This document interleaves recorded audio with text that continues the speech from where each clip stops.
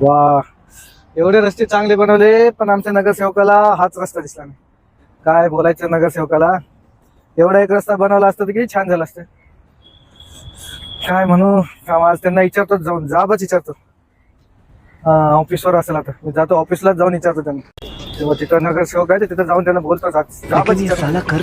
या इथे ना आपण गार्डनचा एरिया करू आणि त्या साईडला पार्किंगचं टेंडर काढू. काय नगरसेवक नुसतं विकासाच्या बाता करता, एक तर रस्ता आहे का चालायला तिथं?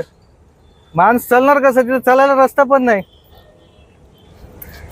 खूप बरोबर आहे सर. मारता काय तिकडे नेऊन? बाबा एक नंबर. काय बाबा, एक नंबर नगरसेवक आहे.